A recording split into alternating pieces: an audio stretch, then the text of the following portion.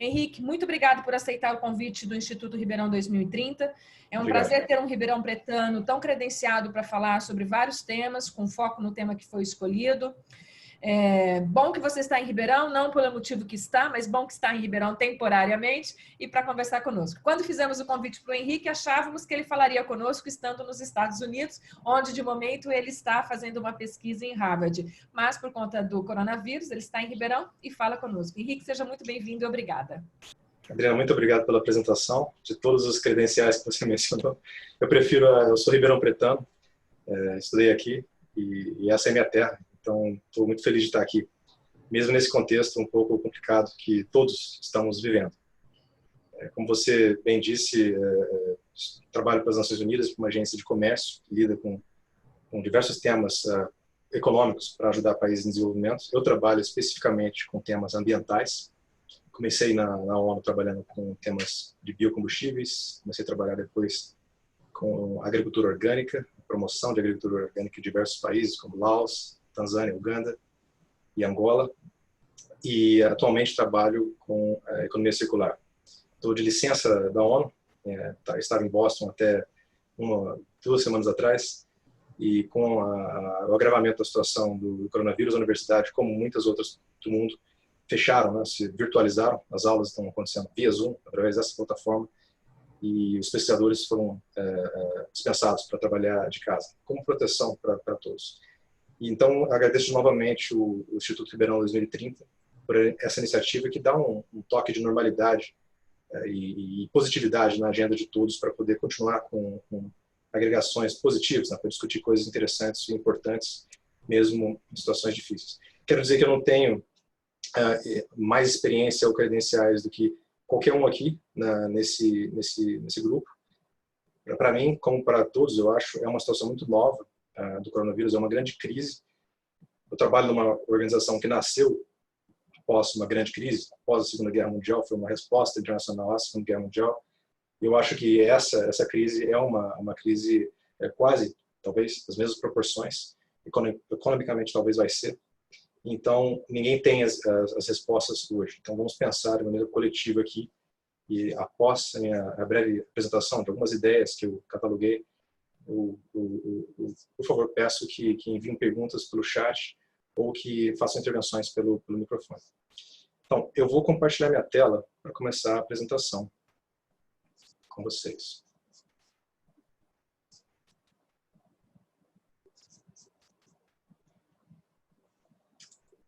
Vamos lá. Então, o tema do diálogo é tempos de crise e a importância da inovação na retomada econômica dos municípios, né? Aqui nós estamos pensando já no que virá após essa emergência de saúde que o país e o mundo vive. E isso afeta a todos. E é uma coisa relativamente interessante, porque não tem para onde escapar, né? Eu vim dos Estados Unidos para cá, e aqui também está passando pelo mesmo problema. Meus amigos na Tailândia, no Laos, em Angola, todos estão com os mesmos dilemas e procurando as mesmas ideias para motivar a economia e para se proteger, como nós estamos. Então, é um tema muito válido, né, a ser discutido.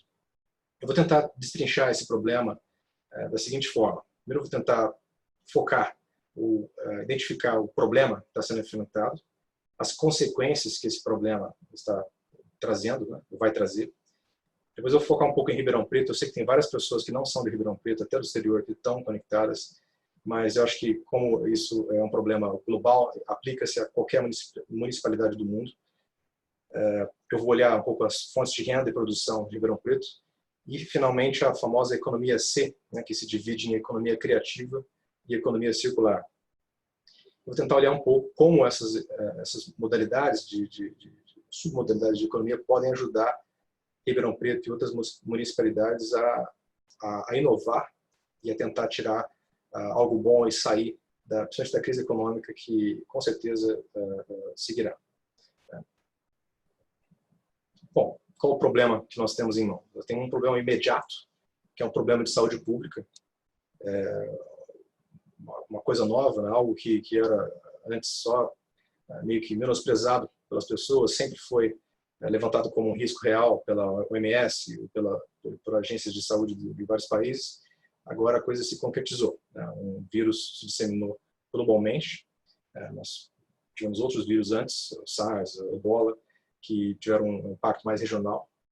Esse realmente se tornou uma pandemia como de Hollywood, né? E isso acarreta muitas implicações. Você tem um grande fluxo de informação e de desinformação. É um problema que o mundo já enfrenta há muito tempo. Então, como filtrar, como saber o que seguir, o que vale, que tipo de máscara, quanto tempo o vírus dura em diferentes tipos de superfícies, isso tem várias fontes conflitando às vezes, fontes mais sólidas, menos sólidas, opiniões circulando. Então, esse é um problema que se adiciona ao problema de saúde pública.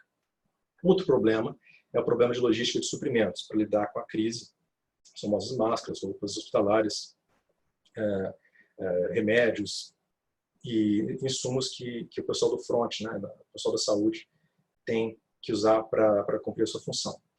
E também o capital humano, a disponibilidade de leitos e equipamentos, que não é tão flexível você conseguir assim, e de um momento para o outro você precisa mobilizar pessoas quase como uma guerra, né, para atuarem em certas áreas que a economia no funcionamento normal não tem um estoque pequeno. Por exemplo, disponibilidade de leitos. Meu irmão é médico e fala muito disso, que os hospitais normalmente operam já na capacidade, principalmente na capacidade de UTI, né?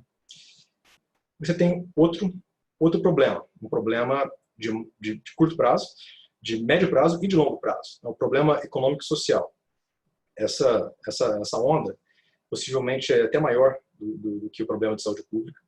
E esse problema econômico e social envolve o desemprego, que já tem se materializado, né? Nos jornais, cada dia, nós vemos mais e mais notícias de empresas licenciando funcionários ou reduzindo jornadas, reduzindo salário. E isso está acontecendo em todos os lugares do mundo. O problema também da inadimplência, as pessoas de um dia para o outro, de uma semana para outra, veem a sua renda caindo e não tem como pagar, arcar com os custos que são fixos, né? Como o aluguel, que é o custo mais previsível desses. O endividamento é um outro problema. Isso implica também como os bancos reagem com isso, efeitos de taxa de juros, acesso a crédito, tudo isso se complica rapidamente numa situação dessa. E outros riscos sistêmicos, né, como problemas mais sérios que envolvem segurança pública e outros.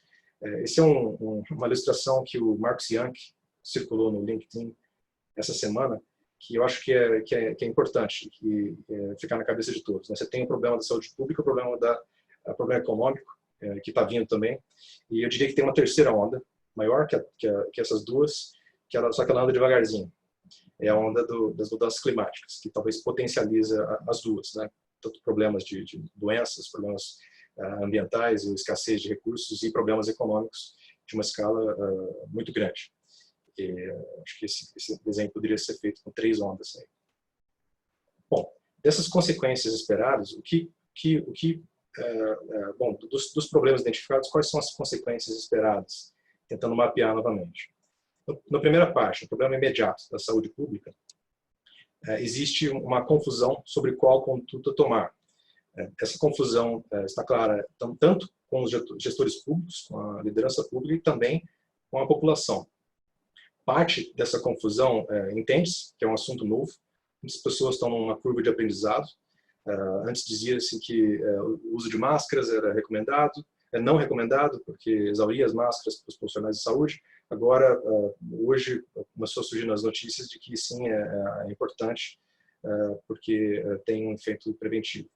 Então, esse tipo de informação só se ataca com ciência e testes, né, que estão sendo feitos, felizmente, por múltiplos grupos no mundo.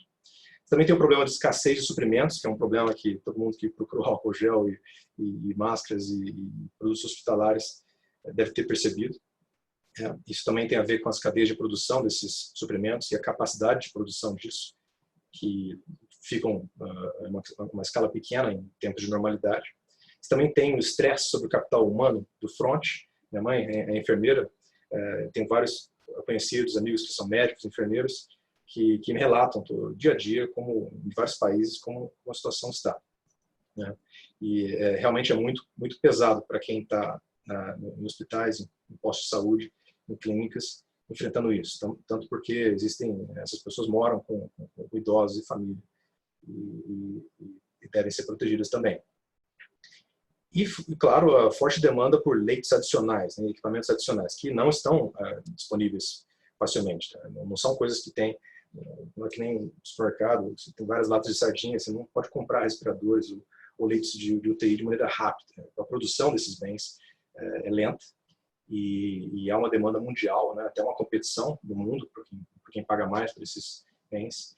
E, felizmente, há uma cooperação também. Né? Muito setor privado do mundo está focado nisso, várias empresas redirecionando recursos, mas você tem uma competição muito forte. E você tem, claro, um efeito que nunca se pode esquecer disso, o efeito negativo, né, dessa crise, indireto, em casos de saúde de rotina. A pessoa que tem apendicite, a pessoa que tem infarto, né, meu irmão me disse isso, as pessoas têm infarto todo dia, têm apendicite todo dia. Chegam no hospital saturado, a mortalidade desses problemas, por exemplo, a apendicite, que não é um problema tão grave, se torna grave, dado que o hospital está saturado, não tem espaço ou estrutura. E isso aumenta a mortalidade indireta, né? Complicações também, e isso deve ser considerado. E o problema o outro problema de mais largo prazo, que é o problema econômico, desemprego, inadimplência, endividamento e os riscos sistêmicos, né? Isso vai ter impacto, com certeza, nas contas públicas por anos a vir, fundos de pensão. Inclusive, eu trabalho nas Nações Unidas, no Fundo de Pensão das Nações Unidas. No começo da semana, recebemos uma notícia de que o nosso gerente do Fundo de Pensão pediu demissão. Né? E parece que eles perderam muito dinheiro lá com exposições a ações e tal. Como nos Estados Unidos, o Fundo de Pensão da maioria das pessoas nos Estados Unidos é baseada em ações de empresas.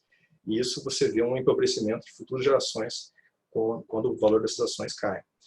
E, claro, o terceiro risco sistêmico é o risco de segurança pública, né? Talvez o maior risco, que é o esfacelamento do tecido social. O grande risco, como, por exemplo, o norte da África viu isso acontecendo na Revolução da Primavera Árabe, começada em 2011. Sei que a Lídia Moraes está na conferência também. Esse é Ribeirão Preto, 3 dias atrás, para você ver um Ribeirão Preto não reconhecível, né? Esvaziada e impressionante. Acho que o último momento que eu me senti assim, uma cena surreal em Ribeirão Preto era quando eu era criança e vi a tempestade, acho que foi em 93, tempestade de gelo, que eu vi gelo na rua de Ribeirão, uma coisa que eu nunca tinha visto. Enfim, tem alguns paralelos. Só que aquilo foi um momento isolado e isso a situação de agora é uma situação permanente, né? Pelo menos muito mais ampla. Vamos olhar um pouco de dados. Vamos olhar o que é Ribeirão Preto como municipalidade. Tá, Ribeirão Preto é uma cidade rica. Ribeirão Preto tem um PIB municipal de 35 bilhões de reais. E tem uma força de trabalho, de uma população de 650 mil pessoas, tem uma força de trabalho de 265 mil pessoas. O rendimento médio, são dados do IBGE, tá? Eu olhei hoje de manhã. O rendimento médio, o salário médio do trabalhador formal de Ribeirão Preto é 2,9 salários mínimos. Então, mais ou menos R$ 3.030 por mês. Ribeirão Preto tem 73 mil pessoas na faixa de risco, que é acima de 60 anos, mais ou menos 11% da população da cidade. 2 dados importantes aqui. O salário médio mensal de Ribeirão Preto está entre os maiores do país. Né?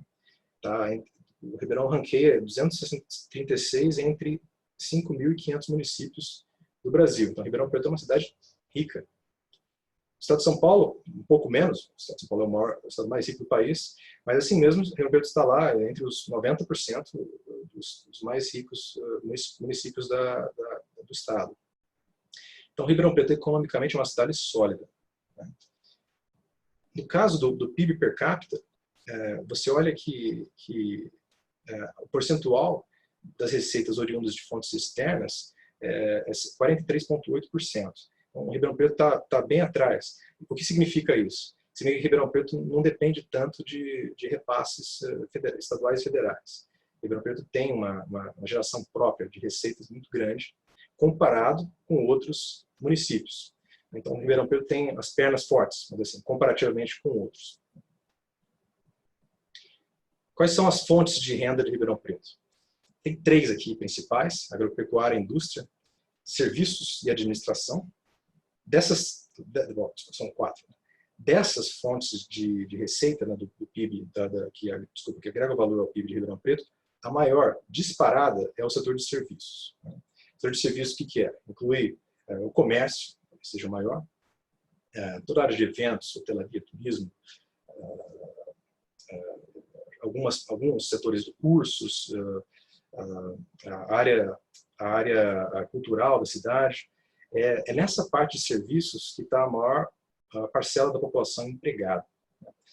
Então, é a parte da cidade que mais está sendo afetada pela quarentena, porque a parte de serviços, ela fecha as portas nesse momento. Né? Alguns serviços essenciais, alguns comércios se mantêm abertos, mas dado que 23 bilhões de reais por ano são agregados ao PIB por esse setor, é uma área muito preocupante. Ribeirão Preto é uma cidade de serviços, e essa é uma característica, inclusive, de cidades desenvolvidas. Vamos ver outras estatísticas aqui. Tá, Ribeirão Preto é uma cidade rica, PIB per capita de 51 mil reais. É muito alto, comparado com outros municípios, e Ribeirão Preto tem uma grande parte de geração de riqueza local, né? Fontes locais de receitas e pouca dependência de repasses externos. Tá, então vamos ver uma fragilidade de Ribeirão Preto. Educação. Tem um indicador no IBGE que a taxa de escolarização de 6 a 14 anos de idade é 96,9%. Isso parece alto, né? Mas comparativamente não é alto. Ribeirão Preto está ranqueado no país como na posição 3.751 entre 5.500 municipalidades. E isso é ruim para a performance econômica da cidade. Eu diria que muito ruim. Inclusive no estado de São Paulo está fraco. Né? É preocupante isso, porque isso mostra que os nossos jovens aqui de Ribeirão estão com uma escolarização fraca, principalmente na parte de base. E uma escolarização fraca no futuro quer dizer que a pessoa fica menos hábil para trocar de setor econômico ou de emprego, uma vez que uma crise se estabelece. Também tem que dar uma olhada na camada de gordura do trabalhador. Quanto tempo a pessoa pode ficar no sofá sem trabalhar? Um cálculo bem assim, por cima, não tem nada de científico nisso. Eu só olhei as coisas básicas. Eu olhei a força de trabalho de Ribeirão Preto, 265 mil pessoas, dado do IBGE 2017. A renda mensal, que é R$ 3.030 por mês, média. O total de depósitos na caderneta de poupança, não considerei depósitos a prazo, investimentos também, né, não considerei depósitos em conta corrente, que imagino que a pessoa precisa disso imediatamente. Só o depósitos em caderneta de poupança em Ribeirão Preto, acho que isso em 2017 também, 3,9 bilhões de reais. Aí eu dividi esses valores pelo número de trabalhadores, você vê que, em média, a média é perigosa, mas em média, cada trabalhador em Ribeirão Preto tem R$ 14.700 guardado na poupança. Dividido pelo salário médio dessa pessoa, ele tem 4,8 meses de sofá antes de morrer de fome, antes de acabar o dinheiro. Tá? Só que, claro, esse valor médio é enganoso. Por quê? 4,8 meses parece até um tempo relativamente confortável, né? Mas eu acho que esse tempo não é real. Por quê? O valor médio significa que você está dividindo aí o valor da poupança de todos pelo número de trabalhadores. Pode ter muitas pessoas que têm um valor grande na poupança e um número imenso de pessoas que têm um valor muito pequeno na poupança. Então, a média é 14.700. Mas meu instinto diz que a maioria das pessoas em Ribeirão Preto não tem 14 mil reais na poupança. E outra, isso só quer dizer só está falando dos trabalhadores, né, dos 265 mil trabalhadores. Tem 650 mil pessoas na cidade. Então, esses trabalhadores formais, né, são muitas vezes responsáveis por outras pessoas também. Então, esse dinheiro se dilui. E esse tempo de independência financeira se encurta com esse raciocínio. Claro, os diaristas, os chapas, os informais, são todos excluídos disso. Essas pessoas nem aparecem, e imagino que essas pessoas muitas deles não tenham acesso a bancos ou contas bancárias, o que coloca essas pessoas numa situação mais frágil ainda.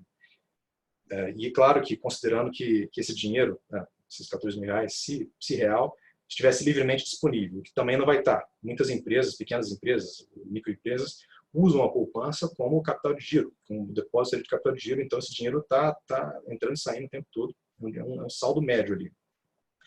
Então, esses 4,8 meses, eu diria que não chega nem ao mês, se você for olhar com todas essas considerações. As pessoas não têm um horizonte de tempo muito grande para ficar sem trabalhar, elas são financeiramente frágeis. Economia C, vamos chegar num ponto aqui, que se divide em economia criativa e economia circular. Como essas áreas podem ajudar? Vou explicar antes o que são essas duas. A primeira, a economia criativa. Como o nome diz, criatividade. Pense artes, pense design, música, eventos, exposições, mídia impressa e digital, culinária.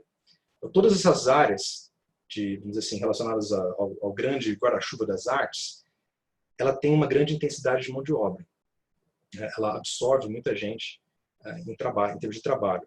E ela é uma grande dispersora de emprego e renda. É uma área que distribui o dinheiro para uma grande parcela da sociedade. E que tem, com certeza, um grande papel na recuperação. Tem dois tipos de crise econômica. A crise econômica em V, né, quando a crise é rápida, você cai rápido e volta rápido também. E tem a crise em U, que a recuperação demora mais. É importante, a economia criativa é importante para transformar esse U num formato mais de V, para você ter uma recuperação um pouco mais acelerada. Né? Então, a economia criativa tem esse papel. Já a economia circular é um pouco diferente. A economia circular, ela foca na redução do desperdício, ou transformar o que é considerado lixo ou desperdício em valor. Ela tem duas dimensões. A dimensão física, que é palpável, imagina o lixo da sua casa, resíduos. Esse lixo ou esses resíduos podem ser atacados de três formas. A redução do uso de materiais, fazer copos mais leves, um carro com menos metal, uma roupa mais leve e com a mesma eficiência. O reuso, em vez de você jogar fora quando você termina de usar um produto, você reusa ele, vende para outra pessoa, cria um mercado de produtos usados e assim você prolonga a vida do produto e evita a produção inicial, as emissões e a poluição relacionada. E também a reciclagem, o fim de vida dos produtos. A economia circular também tenta recapturar os produtos, seja papel, tecidos, metais, plásticos, e reprocessar isso e reinjetar na economia para um uso subsequente. Mas a economia circular não são só coisas tangíveis, só coisas físicas. Também tem a dimensão imaterial, que é muito importante, talvez uma das mais importantes nesse momento. A dimensão imaterial envolve a melhor utilização de espaços, assentos de veículos. Andar com o carro vazio não é um bom negócio, é perda de dinheiro. Estocagem, uma empresa que tem um galpão vazio, outra está com um galpão lotado, um compartilhamento, um arranjo, um modelo para distribuírem essa capacidade ociosa, por exemplo. Compartilhamento de produtos via plataformas digitais. Imagina, se eu tenho uma furadeira que eu usei uma vez, meu vizinho está precisando furar o muro dele, e ele não sabe que eu tenho uma furadeira, ele vai lá, compra uma furadeira só para fazer um furo, e sendo que eu estou com a minha parada aqui.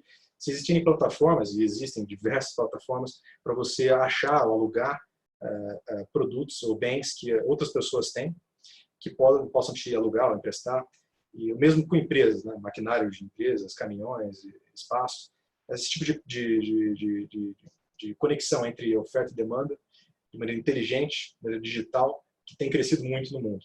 Pensa no Uber, no Airbnb, esse tipo de negócio é baseado nisso. A economia circular evita desperdícios, e através desse processo ela enriquece a sociedade. É muito importante, nunca se esquecer desse aspecto. Você pode aumentar a renda das pessoas de duas maneiras. Uma maneira é você aumentar o número de reais que cai na mão dessa pessoa, aumentar a renda nominal. A segunda maneira, que é a maneira frequentemente esquecida, é você reduzir o custo dos bens e serviços que essa pessoa acessa. E essa área é muito importante. A economia circular tende a reduzir custos, porque ela diminui o desperdício. E, claro, também reduz o impacto no meio ambiente. Pensa naquela terceira onda, da onda de mudanças climáticas que está vindo. Ela está vindo e ela tende a ter um impacto gigantesco ao longo do século XXI em todos os países. Então, a economia circular tende a reduzir o estresse no meio ambiente através de melhor uso do que já está em circulação na economia, ao invés de ter que produzir mais, de extrair mais da natureza e descartar mais da natureza, você tenta focar no que já está circulando no sistema. E com isso você tem menores emissões, menores impacto na água e tudo mais. A economia circular não é algo novo. Na União Europeia eles estão muito avançados com políticas do bloco, para o bloco todo sobre a economia circular, inclusive direito de reparabilidade, os produtos lá têm que ser reparáveis, e durabilidade, garantias mínimas para os produtos serem duráveis, não quebrarem rapidamente após a compra. A União Europeia está na liderança nesse setor. Mas no Brasil, em locais também como Laos, Gana, Canadá, Estados Unidos, nos Estados Unidos acabamos de organizar um simpósio de economia circular lá, e foi muito bem recebido. Todos esses locais estão discutindo a sério a economia circular como enquadramento de legislação e ações privadas nessa área. Tá, como é que a economia circular pode ajudar no contexto municipal? Aí, novamente, como a Adriana mencionou, ninguém tem as respostas, e eu também não consigo enquadrar isso completamente no contexto municipal. Algumas coisas que eu vou falar aqui são de responsabilidade federal, estadual e outras esferas, mas eu acho que os exemplos são interessantes. É importante atacar, com a economia circular, atacar tanto o desperdício físico como o virtual, o imaterial. Por exemplo, agora, com restaurantes fechados, você tem uma parcela de alimentações, de refeições sendo servidas por delivery. E isso envolve uma transição do prato de cerâmica ali do restaurante para o prato de isopor, ou de plástico, ou de papelão, que vem com o motoboy ali, com o delivery. Essas embalagens de comida descartáveis tendem temporariamente, proporcionalmente à quantidade de lixo gerado pela cidade, a aumentar, né? E é importante, por exemplo, se existirem empecilhos logísticos e regulatórios para a reciclagem desses materiais, para você que Ribeirão Preto tem problemas no processamento de isopor, né, um dos grandes materiais, é importante que esses empecilhos sejam retirados rapidamente, principalmente se eles forem de ponto de vista legal, burocrático, porque a reciclagem desses materiais também gera empregos. Lojas de produtos usados, uma coisa que eu tenho visto muito na Europa, na Suécia, onde eu já morei, e nos Estados Unidos, tem supermercados de produtos usados e são muito, muito populares, que é muito barato, e tem coisas de excelente qualidade. Então, esse tipo de loja, né, que hoje em Ribeirão, acho que é relegado ao brechó, né, eu comprava minhas revistinhas da Turma da Mônica lá no brechó da Baixada, e essas coisas estão se sofisticando, e por que não apoiá-las? Isso gera emprego e também isso gera renda indiretamente através de baixando o custo do acesso a roupas e objetos para as pessoas, principalmente as pessoas mais carentes. Claro, tem dimensões importantes, por exemplo, métodos de reuso seguro de materiais médicos descartáveis, como máscaras de EPI, luvas, roupas hospitalares. Hoje, uma colega de Harvard mandou um link desse n95decom.org, que é um site que cataloga maneiras de você esterilizar materiais hospitalares para você reusar e assim evitar um gasto quase sem controle, né? Imagina o custo de uma máscara, acho que em 95 a mais de R$10. Então, e essas máscaras vão a rodo, né? Muita quantidade. Imagina se você conseguir reesterilizar isso com os 3 métodos clássicos, né? Temperatura, luz ultravioleta e água oxigenada em vapor. Enfim, tem esse site que vocês podem olhar, N95decom, que mostra como fazer isso. E é um site que está sendo atualizado todo dia. A ideia deles é facilitar grupos de saúde de todo mundo a utilizar métodos seguros para a esterilização de materiais hospitalares e assim reduzirem os custos nessa luta contra o Covid. Por exemplo, Nova York, os Estados Unidos, está com um problema, porque eles exauriram os recursos hospitalares antes do pico da epidemia lá. Então, eles vão ter que achar maneiras de produzir novos materiais. Outra oportunidade é uma reorientação temporária da indústria municipal, né? Você pode pegar coisas que não são necessárias, né, que podem ser vistas como desperdício atual, por exemplo, em vez de produzir um escapamento automotivo, né, por que não tentar redirecionar a sua capacidade produtiva para fazer, sei lá, produtos como álcool gel, ou viseiras, ou produtos que estão em alta demanda e têm um valor de mercado altíssimo no momento. E por sinal, por exemplo, nós estamos na região do etanol no país. Por que não tentar fazer empreendedorismo com isso e através desses negócios, ajudar a outras regiões? Segundo ponto aqui, de como a economia circular pode ajudar o contexto municipal. Oportunidades de negócios, né? Você sempre tem que ter facilidade para grupos interessados em inovar, né? Criar produtos para o mercado. Por exemplo, design de EPIs melhores. Muita gente deve estar pensando agora como criar jalecos médicos ou máscaras com outros materiais, com um design diferente, que sejam muito boas, que sejam reutilizáveis, sólidos, como por exemplo, o macacão dos mecânicos, né, que os caras lavam aquilo 500 vezes e ele continua íntegro, continua aguentando. E talvez uma nova inovação no setor médico para a reutilização, pelo menos para países em desenvolvimento, teria uma demanda enorme, né? E Ribeirão Preto tem essa capacidade. Ribeirão Preto é uma cidade que tem uma base industrial. Outra questão importante, né, essas questões eu fui tentando compilar do que está surgindo na internet, de umas fontes, essa questão da segurança e saúde dos recicladores, né? As pessoas que trabalham com reciclagem em Ribeirão Preto, elas recebem materiais que foram tocados, manuseados por pessoas da cidade toda, né? É importante se desenvolver, se inovar, né? Talvez o modelo de negócio, o processo, equipamentos de proteção ou maquinário, para proteger e talvez dinamizar o processamento de recicláveis.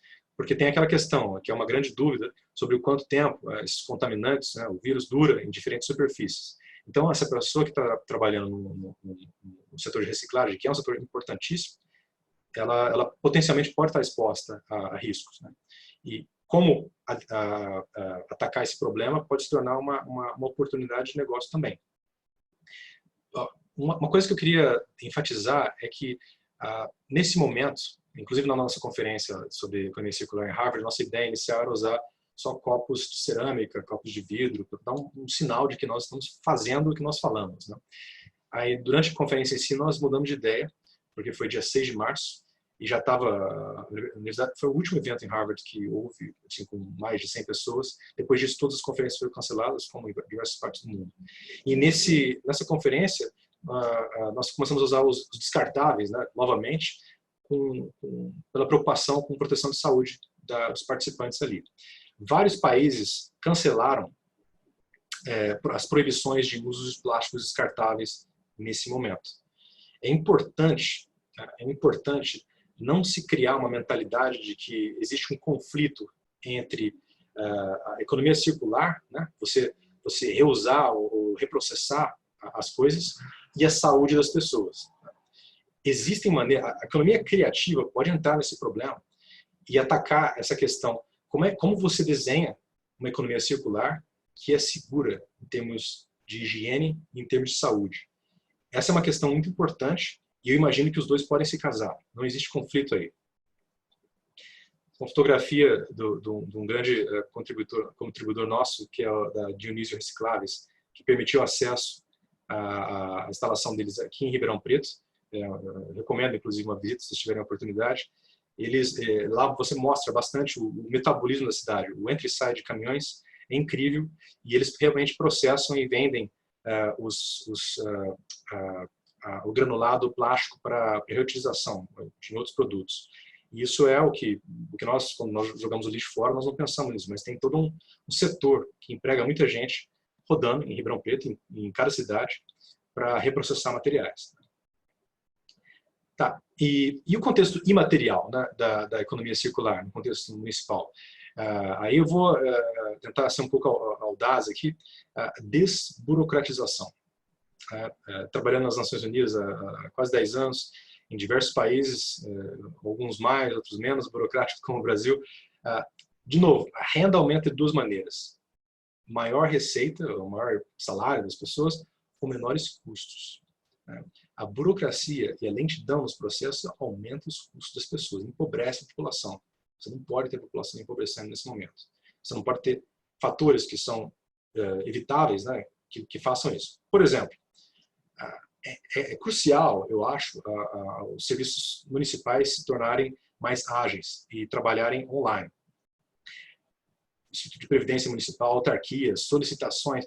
Não se pode ter um modelo convencional de pegar o carro, ir lá, da ERP, pegar a conta de água e tal.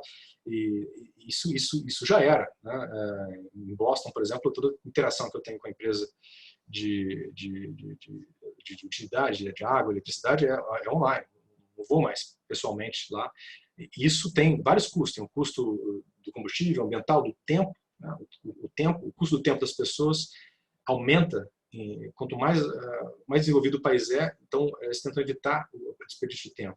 E também, num contexto desse, você quer reduzir a circulação de pessoas, você quer diminuir o contato social, então você não quer ter trânsito aí desnecessários. Isso se envolve bancos também, principalmente. Tem vários bancos virtuais. O Brasil tem um grande problema de falta de acesso a bancos. Quando você chega lá, a pessoa chega para abrir uma conta ao banco, eles oferecem uma conta, normalmente, que tem uma tarifa mensal, sendo que as pessoas não sabem que pode pedir a conta de serviços básicos que não tem tarifa. Aí muitas pessoas abrem a conta do banco, fica devendo ali por causa da tarifa vai se acumulando e são expulsos do sistema bancário, ficam o nome no Serasa. Isso é péssimo, porque a pessoa se torna uma pessoa que tem que ir no banco, tem que pagar todas as contas, e ela fica circulando, fica desperdiçando o próprio dinheiro com trânsito desnecessário. Esse tipo de coisa tem que ser atacado, é uma oportunidade para ser reduzido. Modernizar esse tipo de serviço, desbloquear telefone para banco online, ter que ir até o caixa eletrônico, isso não existe, né? Isso teria que ser modernizado. Eis aí uma oportunidade. Outras coisas que eu acho estranhas, principalmente morando fora e vendo que isso não existe, autenticação de firma, nunca vi em outro país, só existe aqui. Na maioria dos países que eu vivi não existe esse tipo de ida ao cartório para autenticar documento. Isso é esdrúxulo.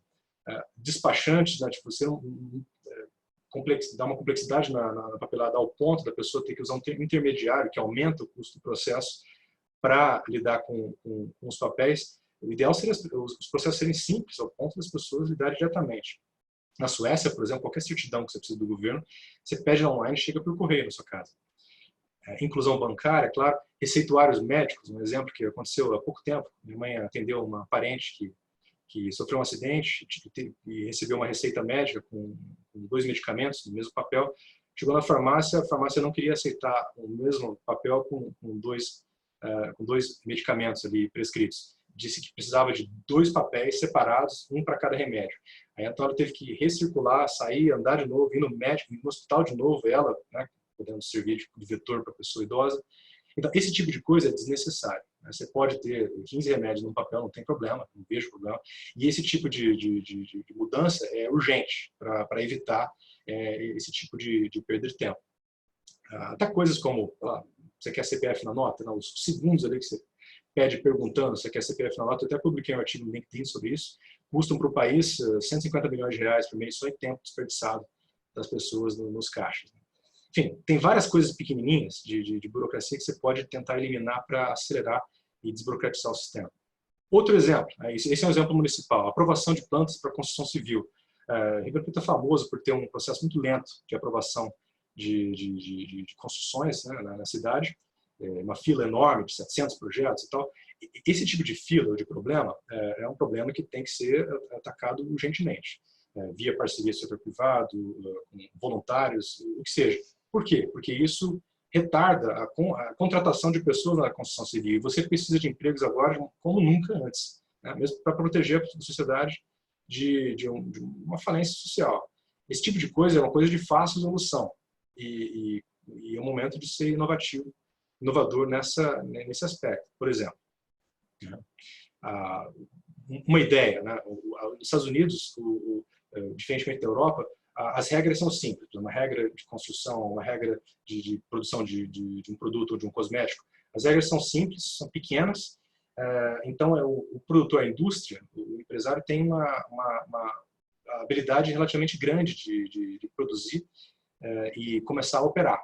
Só que a fiscalização é forte lá e a punição é exemplar, uma vez que quando se pega alguém fazendo algo errado. Na Europa já é um modelo diferente. As regras são extensas e a fiscalização é pequena. É difícil você começar a produzir o custo de entrada é muito alto, diferentemente dos Estados Unidos, onde todo mundo entra e depois você tem que ficar na linha porque a fiscalização é pesada.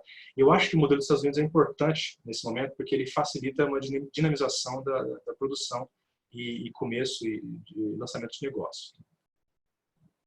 Tá. Contexto municipal, alguns critérios sistêmicos. A educação e a habilidade para trabalho na nova economia. Você precisa ter pessoas um mínimo de educação. Por exemplo, você precisa ter jovens com acesso a computadores, educação digital. Imagina as escolas parando as aulas, né? Uma pessoa humilde, uma criança humilde de um bairro de Ribeirão Preto, sem computador em casa, essa pessoa vai ficar para trás nas aulas. Se essa pessoa não tem acesso a um computador, a um meio, a um canal digital, e não tem acesso a um curso básico sobre isso, essa pessoa vai ficar para trás e depois para recuperar isso é muito difícil, né? E mais, para a pessoa ter a habilidade de trabalho virtual e colaboração online, esse tipo de educação digital é fundamental, né? Isso talvez envolva até um redesenho, eu imagino que está sendo discutido já, dos currículos de educação municipais, estaduais e até federais. Minha filhinha, por exemplo, ela tem aula de programação e ela até programa muito melhor que eu, já com 11 anos de idade. O outro ponto importante é que Ribeirão Preto pode se beneficiar de um maior interesse global na economia circular descentralizada. Agora, como se ficou evidente de que o mundo é muito dependente de poucos polos produtivos, por exemplo, a maior parte das máscaras do mundo e dos remédios, 90% dos remédios dos Estados Unidos se produzem na China. E a mesma coisa com as máscaras hospitalares. Você vai ter, eu acho, de agora em diante, um grande interesse em polos regionais de produção. Para você ter mais locais no mundo produzindo, para você ter uma resiliência maior no sistema e assim você poder comprar de diferentes produtores quando uma crise ou quando um problema de oferta, né, de logística, se concretizar. Então eu acho que uma cidade como Ribeirão Preto tem um potencial forte de produzir, de se reindustrializar de maneira moderna para se beneficiar dessa nova tendência. Eu não me espantaria se muitos países da América do Norte, por exemplo, na África, começarem a tentar diversificar o portfólio de compras deles mais com a América Latina. Então, finalmente, para terminar aqui, acho que o importante de tudo isso é que Ribeirão Preto teve um grande progresso nas últimas 2 décadas, né? E eu tive a oportunidade de acompanhar isso. Meu pai trabalha na área de segurança pública e Ribeirão Preto era uma cidade muito violenta, era uma cidade ruim de se viver. E as estatísticas de crime, de criminalidade, diminuíram muito. Em 2017, cujos dados da Secretaria de Segurança Pública mostram, foi o ano menos violento da série de tempo de homicídio por 100 mil habitantes. E a ideia é que isso continue caindo, né? Ninguém quer um problema de desemprego em massa na cidade que volte a aumentar a violência e a desconstrução do tecido social.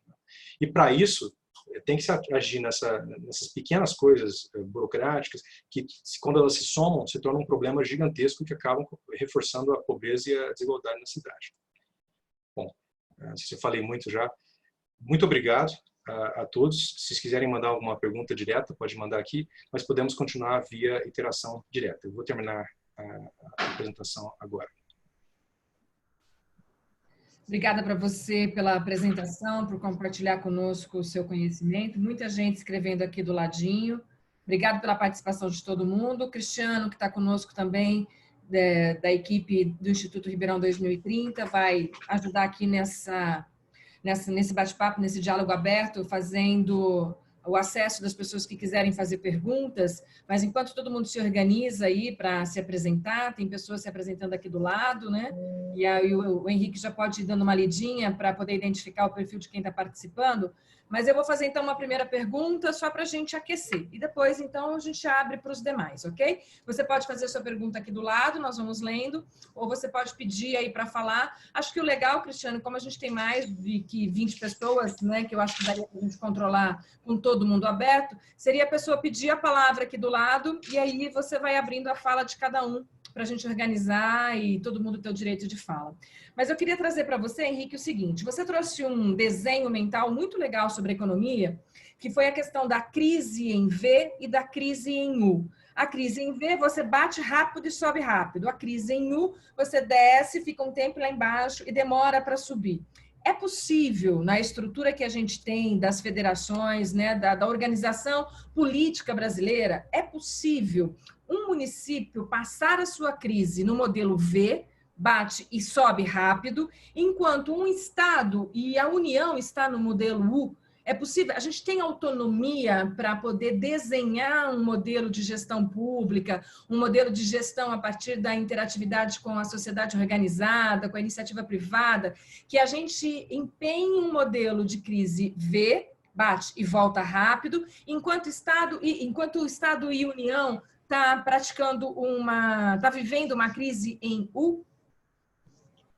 Obrigado, Adriana. Eu acho que sim. Quando nós olhamos os dados de desenvolvimento econômico no estado de São Paulo, você vê lá, todas as cores são diferentes, né? Tem várias regiões, micro-regiões, que têm o IDH muito alto, outras nem tanto, e outras que têm uma renda per capita muito alta e outras não, né? E claro que o tamanho da cidade influencia, a geografia da cidade, também o design de governo, né? o approach municipal, mas eu acho que sim, é possível, né? Tem vários exemplos de sucesso, e o importante é fazer. Nesse momento, eu acredito mais em mudança de baixo para cima, né?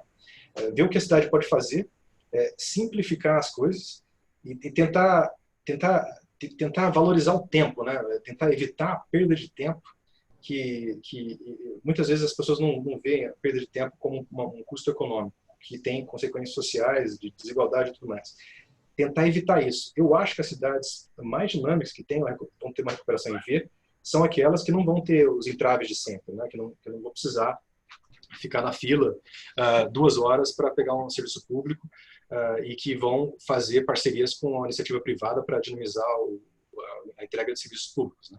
Por exemplo, um sistema que funcionou bem interessantemente, que já é antigo, o Bom Prato lá, né, que atacou o problema da fome, né, de base nas cidades através de uma iniciativa privada, uma iniciativa estadual, se não me engano, e deu muito certo, porque ela provê, inclusive até acho que poderia ser expandido, porque a demanda é muito maior do que a oferta para esse tipo de refeições, tem que ficar na fila e causa.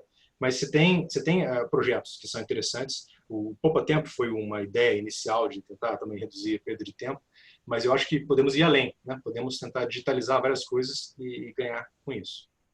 Bem, eu tenho outras perguntas, mas vou priorizar a participação das pessoas que acompanham agora. Nós somos em 44 nessa sala, lembrando que os microfones ainda estão fechados, porque somos um número maior do que o pensado, e acho que se a gente abrir 44 microfones, a gente se confunde. Então, qualquer um que queira fazer a sua pergunta, é só colocar ali no chat que o Cristiano vai abrir o microfone individualmente de cada um. Enquanto isso, eu vou trazer, eu não sei quem é, porque está identificado só pelo telefone, mas ele está dizendo o seguinte aqui, olha, o problema dos países é competir com a China no custo dos produtos. E, de fato, a gente viveu isso na carne, né? Participando de um grupo, tentando colaborar com o Ribeirão Preto na iniciativa de conseguir os insumos necessários para proteger principalmente os profissionais de saúde, eu tive a oportunidade de tentar, por ligação, achar um produtor de máscara nesse Brasil imenso, né? Falei com 12 pessoas, 12 empresas que até então faziam, e a resposta é a seguinte: deixamos de fazer porque a competição com a China era inviável. Essa economia em que a China ficou forte, ela vem de uma globalização. Essa visão que a gente está revendo, né? Esse mundo que a gente está vivendo pós ou durante o coronavírus, pode fazer uma reversão no modelo de negócio criado pela globalização, Henrique? Essa é a pergunta de ouro do comércio internacional. Se a concentração, né, as vantagens comparativas que concentram a produção de algumas coisas em alguns locais do mundo, que tem baixo custo de produção, vai continuar ou não? Eu acho que existe, tem muita coisa acontecendo. Tem o sistema 5G de transmissão de dados está sendo instalado em vários países. Você tem a robótica, a inteligência artificial sendo desenvolvida rapidamente. Eu acho que existe um potencial aí de reindustrialização do Ocidente nascente através de mais automação e diferenciação de produtos. E agora, com esse problema político, como muitas estratégias de longo prazo vão ser lançadas, e eu acho que muitas licitações governamentais vão incluir cláusulas de compras locais, né, que é já uma estratégia convencional de proteção de produtores locais dos governos. Então, cláusulas de compras locais para tentar manter o mínimo de escala, o mínimo de produção local de produtos. Existem precedentes históricos. A União Europeia, por exemplo, depois da Segunda Guerra Mundial, poderia ter liberalizado o setor de agricultura completamente, o que significaria deixar a agricultura ser tocada em outros continentes e comprar comida, que seria muito mais barato para eles fazer isso. Só que eles lançaram um projeto que é a espinha da União Europeia, de financiar, subsidiar a agricultura local para manter uma produção de comida lá, para evitar o problema que eles passaram na Segunda Guerra, que foi o problema de fome extensiva, fome grave. Então, eu acho que os países vão lançar alguns mecanismos de licitação, design de licitação, para incluir uma certa quantidade regional de compras, para que escalas industriais se mantenham ou se venham a se desenvolver nessas regiões. Bem, estou esperando aqui a participação das pessoas, tenho certeza que pelo público que consigo identificar, muitos querem participar. Então, fiquem à vontade para fazer a sua solicitação, que logo na sequência o Cristiano abre seu microfone. Enquanto isso, não me faltam perguntas. A próxima é o seguinte, você falava de uma revisão, e eu estou chamando talvez de um modelo mental. A gente está construindo um novo modelo mental de sociedade. A gente vai aprender coisas novas e a gente vai se desvincular de coisas antigas. Se, por um lado, tem um grupo de pessoas sofrendo muito, e acho que é a maior quantidade, tem um outro grupo que está comemorando esse novo modelo mental. Lamentável que seja por onde veio, que é com mortes, com problema de saúde, mas a nossa não circulação intensiva nas ruas, a nossa não poluição nos mares, nós já estamos vendo, estamos assistindo outros comportamentos. Pensando nesse novo modelo mental, vamos imaginar que as pessoas vão usar mais essa ferramenta que nós estamos usando para o bate-papo e vamos sair menos de casa para irmos num outro lugar. Isso vai fazer automaticamente que o número de combustível que é comercializado mês reduza significativamente. Nós estamos preparados para essa transição? Não é uma transição nova, já tem economistas que falavam dela décadas e décadas passadas que a gente tinha que repensar. Nós não repensamos e agora estamos sendo forçados a fazer isso. Quando a gente mudar esse costume, quando a gente deixar, por exemplo, de consumir na mesma quantidade que hoje o combustível, nós estamos preparados para rever, para fazer diferente, Henrique? Então, aí as questões chaves da inovação e do empreendedorismo entram em grande escala. Por exemplo, se isso materializar, se as pessoas começarem a transitar menos, trabalharem mais de casa, você vai ter uma demanda menor de combustível. Mas, por exemplo, vamos falar etanol, que é um produto da região. Você pode produzir um monte de coisa com etanol. Você pode produzir um monte de bioquímicos. Você não precisa produzir etanol, você pode produzir outros polímeros e materiais. E, normalmente, as indústrias, elas, com o tempo, elas se redirecionam. Né? Por exemplo, a Krupp, né, que é uma companhia alemã, ela produzia canhões de guerra no começo. Depois ela virou ThyssenKrupp, que produz elevadores. Né? Você tem vários exemplos. O próprio Elon Musk, lá, ele achou nichos desde de doces, né, que ele quer lançar uma empresa de doces, até empresas espaciais e carros. Então, a característica das empresas e o objeto de negócio muda. Eu acho que se houver uma virtualização, eu acho que muitas oportunidades aparecerão. É muito mais barato se as pessoas, como todo mundo está sofrendo o mesmo problema do tempo, de certa forma é bom, porque a curva de aprendizado vai ser meio que universal. E quando você descobrir, por exemplo, eu participei de muitas conferências, e as conferências em diversas pessoas, é uma fortuna você organizar isso, né? Pessoas voando de diferentes lugares do mundo, a comida, o hotel, o espaço, tudo, seguros. Uma conferência assim que nós estamos fazendo, com 44 pessoas, custaria uma fortuna, presencialmente. Aqui não está custando nada. Não, está custando tempo de todo mundo. Essa revisão vai passar, inclusive, pelo hotel, vai passar, inclusive, pelo transporte aéreo, pelo transporte. É realmente um novo modelo mental. Sim, sim.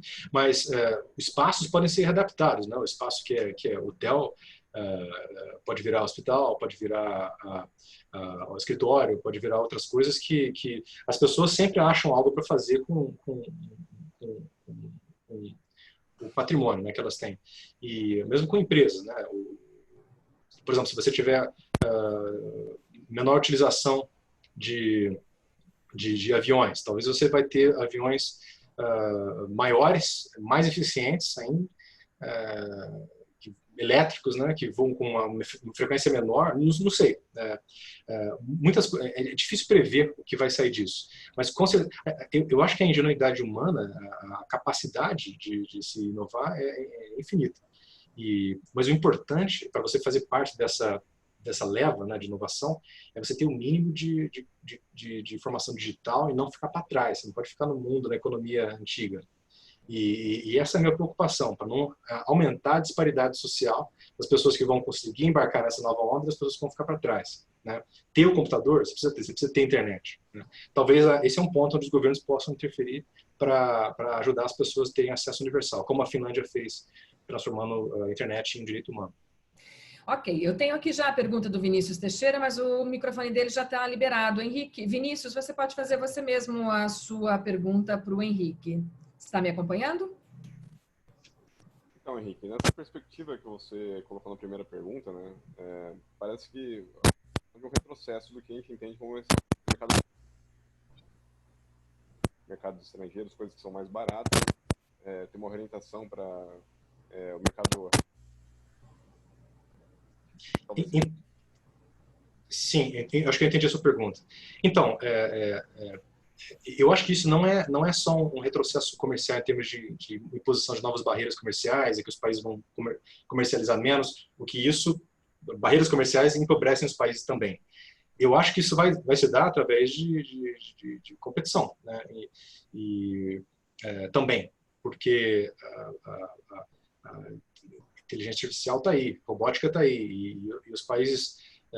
Bom, a China está na ponta também nesses setores, mas o Japão também está, né? Os países europeus, muitos deles estão. Então vai ter um dinamismo aí, e o importante comércio é sempre uma corrida, né? Mas eu acho que agora, mais e mais, por exemplo, no sistema de comércio mundial, na Organização Mundial de Comércio, tem várias exceções que permitem os países a criar barreiras de comércio para resguardar a saúde pública. Como esse problema veio de uma maneira tão grande, eu acho que a Organização Mundial do Comércio não vai criar muitos problemas para a implementação dessas exceções. Então você vai ter todo um jogo aí, que quando eu voltar para Genebra em agosto eu vou presenciar isso, que eu realmente não sei, eu acho que vai haver uma descentralização da produção maior. Tá certo. Cristiano quer fazer uma pergunta? Cristiano, com você. Olá, boa noite a todos. Henrique, eu queria entender como você vê o papel do investimento público nessa retomada agora. O governo federal está abrindo linhas de financiamento, crédito, microcrédito, o governo estadual também. Como que fica o papel das prefeituras nesse sentido? As prefeituras vão ter uma queda de arrecadação e você mesmo sugeriu algumas medidas que não sejam tão custosas para o munícipe, e isso, por outro lado, também descapitaliza a prefeitura.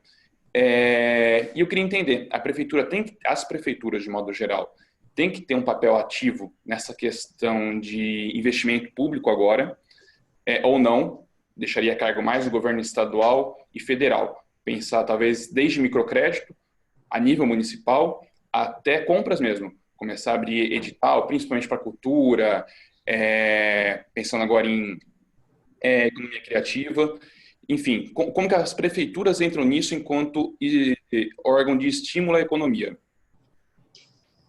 Então, Cristiano, vou dar palpite, porque eu não tenho dados para falar qual é o potencial de capitalização dos municípios, estados e da federação. E minha percepção, né, de jornal, né, de quem assiste o Jornal Nacional, é de que tantas as três esferas estão descapitalizadas e com dificuldades e vão ter dificuldades para investir qualquer soma que for. E o que mais me preocupa é o endividamento e como isso vai ser pago. Espero que não vai ser pago através de inflação. Mas sim, existem áreas que continuarão, né?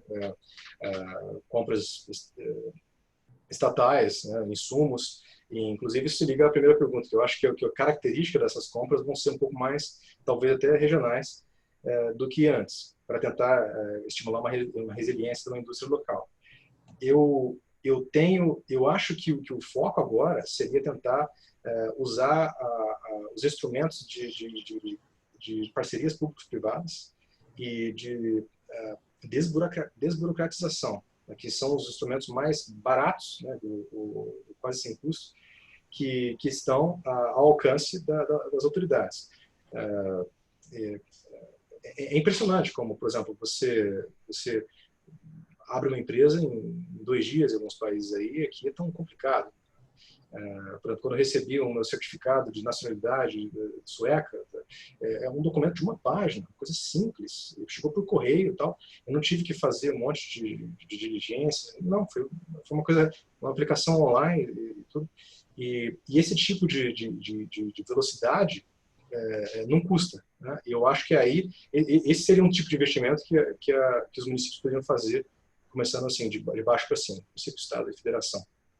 Mas quanto a investimento é uma questão complicada, e eu acho que a munição financeira dos governos de todas as esferas agora está indo para o alívio de curto prazo, que é talvez o mais importante para manter a integridade social agora.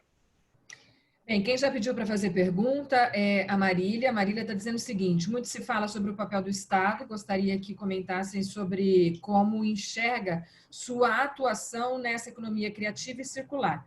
Uma mudança dessa se dá a partir da sociedade ou é necessário um Estado mais indutor? Vou combinar uma coisa com o pessoal. Quem colocar a pergunta por escrito, vou tomar liberdade de ler. Quem quiser você mesmo fazer a pergunta, é só se apresentar que tem uma pergunta, que aí eu abro o microfone. Estou imaginando que quem escreveu prefere escrever. Então, a resposta para Marília, por favor, Henrique.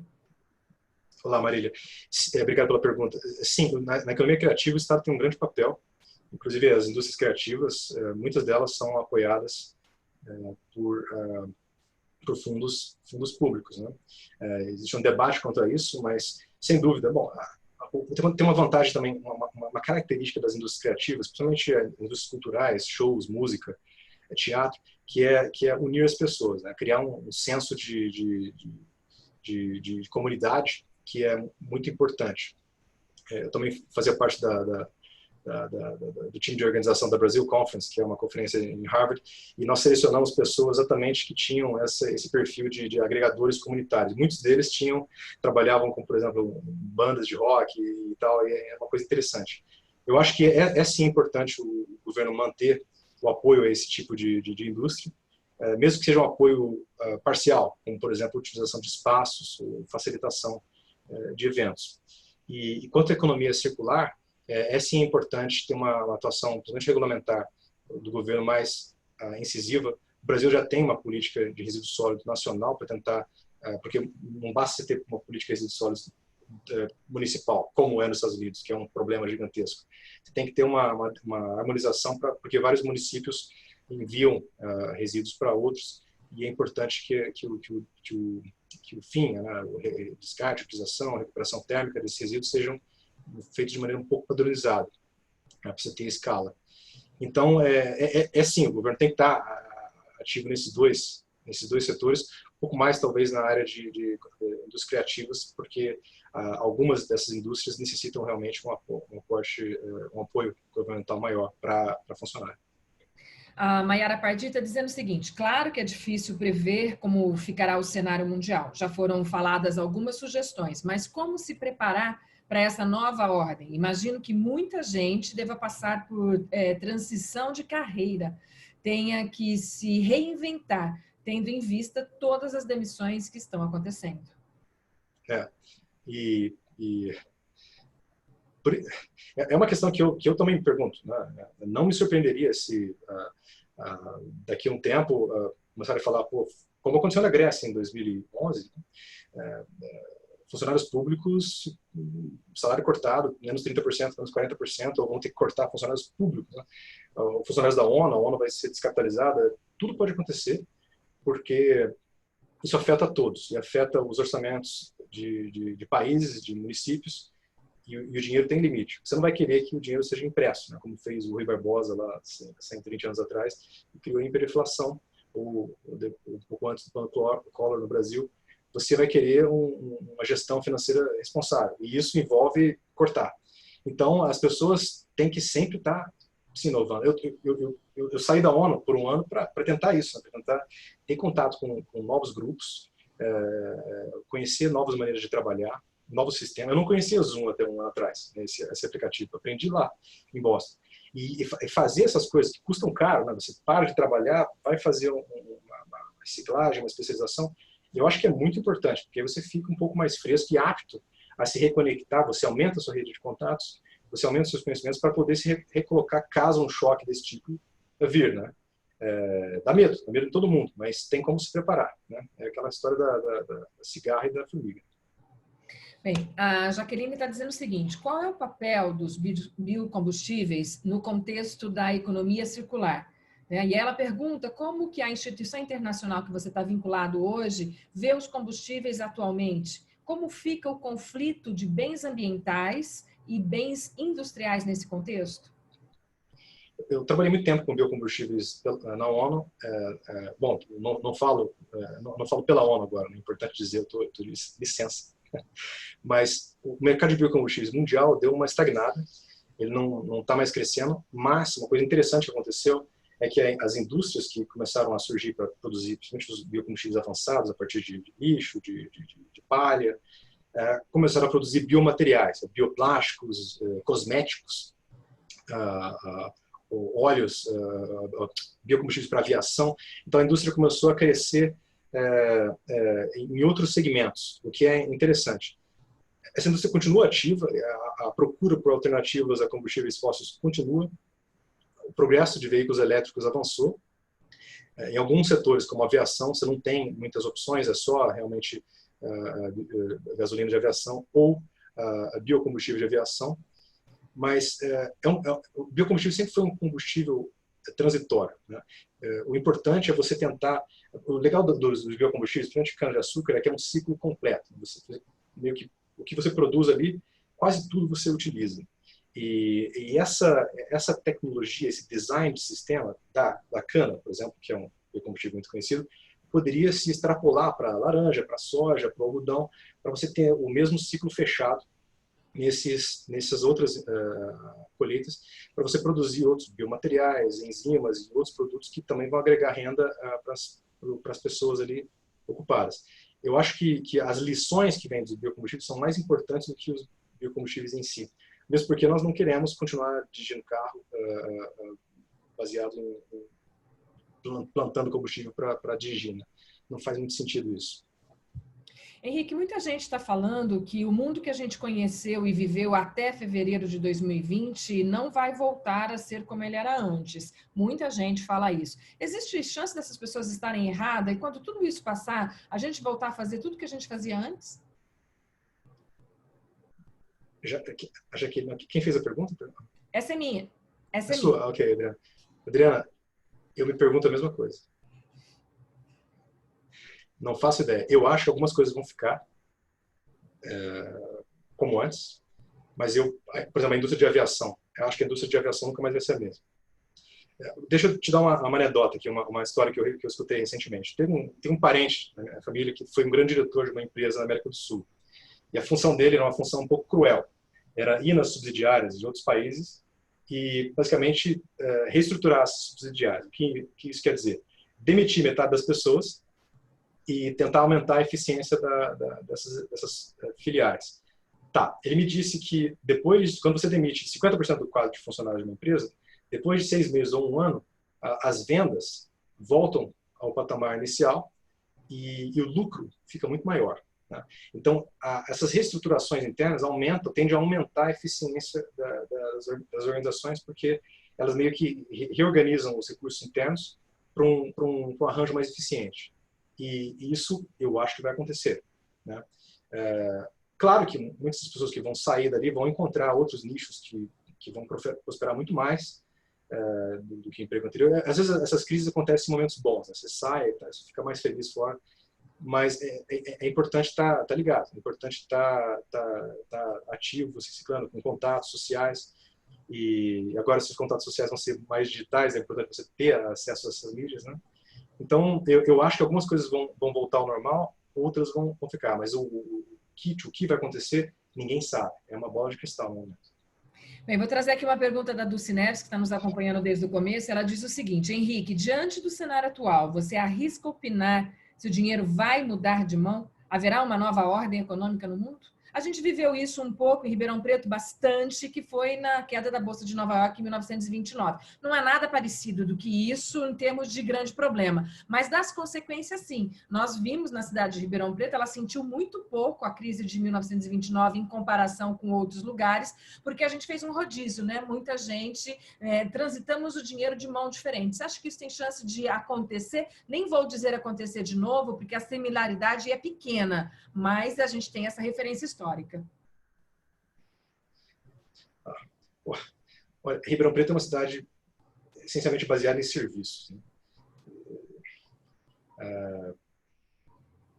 E a Dulce te sinucou, hein? Sinucou. E, em princípio, serviços são setores que podem ser relativamente digitalizados, né? Ou a inovação em serviços é uma inovação rápida. E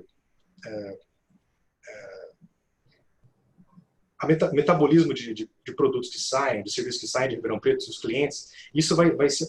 Esse é a famosa mão invisível da economia. Você não sabe o que vai acontecer de antemão, porque a economia não é feita de um design, através de design, assim, de cima para baixo. Ela é uma sopa efervescente que vai de baixo para cima. Eu acho que que em 29, você teve o crash da Bolsa, Ribeirão Preto estava exposto via café, lá, a commodity. Hoje em dia, Ribeirão Preto tem uma economia um pouco mais diversificada, tanto pelos serviços quanto pela estrutura produtiva da cidade. Então, isso já protege um pouco contra grandes choques, né, contra trocas de dinheiro. Dinheiro vai trocar de mão, com certeza. Empresas de software, de virtualização e de automação e de médicas, de higiene, vão ganhar com isso exponencialmente, vão contratar muita gente. Mas a gente precisa dizer que isso já vinha acontecendo, né? Algumas palestras de pessoas que trabalham diretamente com reflexão sobre o que vem no futuro, e lembro de ter assistido algumas bem recentes, eles já falavam que fabricantes de carros já estavam fazendo carros de aluguel, né? Estavam fazendo, sim. Quem faz combustível está produzindo água. Não, sim. Foi especificamente o coronavírus que está fazendo essa transição. Ela vinha acontecendo e muito provavelmente com essa crise mundial a coisa vai tomar outro rumo. O etanol vinha acontecendo desde o carro do Henry Ford, lá em 1910. Só que ele só se tornou um grande combustível quando houve um choque do petróleo nos anos 70. Esse gatilho que deu a exponencial as ações políticas que deram o exponencial da indústria. Então, talvez esse gatilho vai dar o exponencial de outras indústrias. E isso, o interessante é que isso está acontecendo no mundo inteiro, não é uma coisa regional, onde você pode ter uma mudança da indústria daqui para lá, uma crise, um acidente nuclear no Brasil, onde o dinheiro sai do Brasil. Está todo mundo sendo afetado por isso. O dinheiro se for para a África do Sul, vai ser afetado lá também, mas a estrutura produtiva de lá é um pouco diferente. Esse é o jogo, é a dança do mercado. É difícil prever. Bem, vou trazer a pergunta agora da Maria José Vita. Ela diz o seguinte: qual a implicação da atual crise para os fundos de pensão brasileiros? Há algum comprometimento? Olha, essa pergunta, fundos de pensão, segurança pública, né, são as questões complicadas, né? Principalmente agora que se discute a mudança do sistema previdenciário, um sistema paternalista do Estado, garantia via déficit público, para um sistema de capitalização, como é nos Estados Unidos. E realmente bom, em princípio, os fundos de pensão do Brasil não são tão arriscados quanto os Estados Unidos, não investem em ações de empresas, se eu não me engano, né? Não conheço muito bem esse setor. Mas principalmente lastreados por títulos públicos de baixo risco. Mas se o Estado ficar endividado, se houver inflação, tudo pode afetar a futura renda real das pessoas no futuro. Com certeza, você vai ver, se você olhar ao longo do tempo, você vai ver uma queda na renda real das pessoas daqui para diante. E o quão isso vai afetar a aposentadoria futura, a performance dos fundos de pensões, acho que depende muito da duração da crise, da duração da crise econômica que seguirá a crise do coronavírus. Bem, o Hugo Freitas diz o seguinte: Henrique, atualmente a maioria da população brasileira não tem a chamada reserva de emergência que você apresentou como gordura para tempos de crise e a falta de renda. Você acha que depois desse susto, a economia financeira da população vai mudar? Você acha que vai gerar aprendizado? É difícil falar, porque a maior parte das pessoas que não tem reserva é porque é muito difícil para eles guardar, né, para as pessoas guardarem. Mesmo essa renda média de Ribeirão Preto, R$ 3.030, com R$ 3.030 você vive muito apertado em Ribeirão Preto, principalmente se você for o arrimo de família. Eu imagino que muitas pessoas em Ribeirão Preto ganham muito menos que isso, né? Muitas. Então, com um aluguel aí de R$ 500, R$ 600, como é que a pessoa vai guardar? Esse é o grande problema. Eu acho que o fundamental, eu acho que as pessoas têm interesse em guardar, né? Educação financeira é importante, cooperação dos bancos, né, das instituições financeiras é importante para não colocarem armadilhas para as pessoas ali quando elas vão abrir conta em banco e acabam caindo em contas caras, né, que elas não conseguem pagar pelo fato de informação, instrução, de que modalidade de conta escolher. Esse tipo de coisa realmente é uma sacanagem que deveria melhorar urgentemente, né? Porque aí você aumenta o acesso bancário, que acho que é o primeiro passo para as pessoas se organizarem, se diminui a quantidade de dinheiro circulando, que aumenta a questão da segurança pública, e finalmente todas essas questões de otimização econômica e oportunidades para que a renda real, né, das pessoas aumente e os custos dessas pessoas caiam. Competição, diferentes supermercados, baixar tarifas públicas, talvez, para que as pessoas tenham um excedente para assim conseguir guardar. Eu acho que o sinal é claro, né? Guardar é importante, é óbvio, né? Para todo mundo vai ficar mais óbvio ainda, e essa lição tende a entrar, mas é importante que a renda suba também. Bem, quero agradecer a todo mundo que encaminhou sua pergunta. Eu tenho mais uma aqui que é da Tamisa, que embora brasileira, está fora do país. E a Tamisa está dizendo o seguinte: tenho lido algumas reflexões sobre o coronavírus e a doutrina neoliberal e refletido sobre quais serão os impactos, principalmente em países que não oferecem saúde pública. Você acha que haverá um movimento em que o Estado volte a se responsabilizar por esse serviço? Ela está na Genebra, né? Mas é uma colega de FEA, está fazendo FEA Ribeirão e está no intercâmbio aí fazendo, está na Genebra. Responde para ela. Eu acho que essa crise vai expor as virtudes e as fraquezas dos diferentes modelos de saúde pública. Os dois principais modelos são o modelo privado, né, de seguro, talvez seguro opcional ou obrigatório, como é em Genebra, como é nos Estados Unidos, e nos Estados Unidos é opcional, eu acho. E o modelo de saúde de cobertura universal, como é no Brasil, parcialmente, né, na Suécia ou na Inglaterra. O problema desse modelo, do primeiro modelo, o modelo de seguros obrigatórios, o sistema particular, né, de cobertura de saúde, é que as pessoas elas podem quebrar, né, quando você vai no hospital, mesmo só com pagamento. Uma das razões que eu voltei para Ribeirão Preto é com, sei lá, medo de parar no hospital numa situação dessa. Sabe quanto custa tratar coronavírus? Só as internações, sem ser entubado, não, $30 mil. E isso é uma coisa alucinante, né? E se o seu seguro de saúde tiver uma carência, né, que fala de $2, $3 mil, tem que pagar $2, $3 mil do próprio bolso. Tem muita gente, muitos brasileiros que eu conheço lá, que não teriam esse dinheiro e ficariam na pobreza, ou ficariam devendo para o hospital. Então, esse tipo de fragilidade sistêmica vai ser exposta.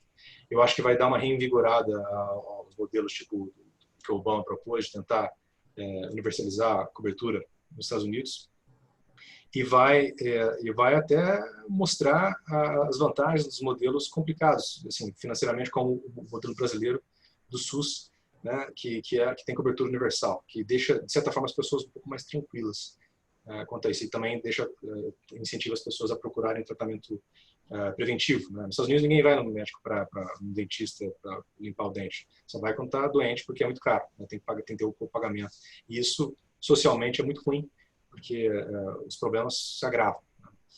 Enfim, essa é uma discussão. Eu não sou da área de saúde, eu estou só especulando, mas eu acho que muitas fragilidades e muitos buracos no queijo suíço vão ficar evidentes com essa crise.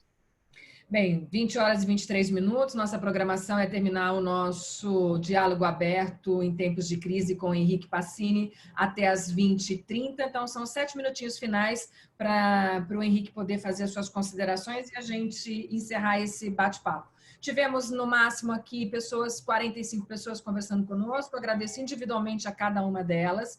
Lembrando que a iniciativa do Diálogo Aberto é do Instituto Ribeirão 2030, com sede aqui em Ribeirão Preto, instituto com 2 anos de atividade e que foi criado especialmente para colaborar com foco, né, na melhoria da qualidade de vida em Ribeirão Preto, fazendo uma reflexão sobre a parceria entre as instituições, a sociedade organizada e também o poder público. Essa iniciativa do debate aberto é exatamente para a gente oxigenar um monte de ideias. O Instituto está também fazendo um trabalho de momento, e deve ser concluído até junho, que é um plano de cidade. Obviamente, quando a gente começou a fazer o plano de cidade focado em Ribeirão Preto, nós não tínhamos nem fumaça do coronavírus. Com o coronavírus, muito provavelmente, a gente vai fazer algumas curvas nas propostas, mas toda a escuta que foi realizada aqui hoje, com a participação das pessoas e com o Henrique, nós vamos usar. E fora isso, o Henrique tem nos ajudado com alguns apontamentos para a gente pensar um plano de cidade para Ribeirão Preto com foco até 2030. Henrique, em nome do Ribeirão 2030, eu agradeço a sua participação hoje conosco e também em nos orientar com algumas questões sobre a economia criativa, sobre a economia circular, sobre a questão da sustentabilidade num programa ou num plano de cidade. As pessoas estão se sentindo à vontade para já deixar aqui o nosso bate-papo, mas então, para você aí, 5 minutos finais para a gente concluir, se você precisar desse tempo.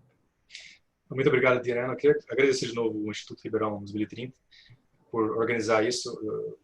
Transitando pelo mundo aí nos países que eu participei, você vê que as sociedades mais resilientes, né, mais fortes, são aquelas que têm esse tipo de diálogo, que as pessoas conversam, né?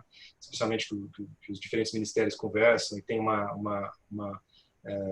pensamento conjunto, porque quando eu não tenho respostas para o que está acontecendo, eu acho que é uma boa maneira de aprender. Como é que eu tentei me preparar, né, para fazer essa exposição hoje? Eu fui consultar meus colegas do simpósio de economia circular de Harvard, eu consultei o Rodrigo da Dionísio Recicláveis em Ribeirão Preto, eu consultei um diretor de supermercados da Grande São Paulo, para tentar sentir um pouco do que está acontecendo e as percepções de pessoas que estão no front. Né? Meu irmão, médico, me ensina muito, né?